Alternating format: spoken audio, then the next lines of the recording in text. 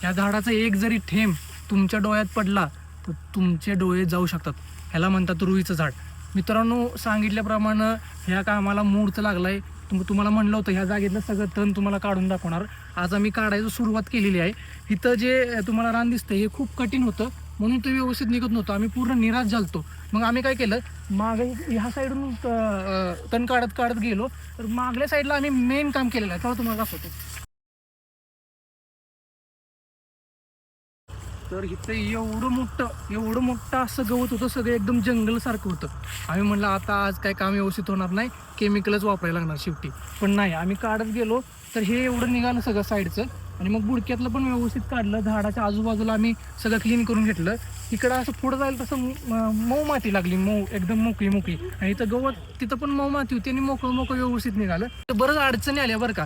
आम्हाला मुंग्या चावल्या, माझ्या भावाला बऱ्याच वेळा मुंग्या चावल्या. झाडाच्या बुडक्यात लाल एकदम भडक मुंग्या होत्या. चावल्यानंतर सुचत नव्हतं काय सुद्धा. हाताला कापलं बऱ्याच वेळा.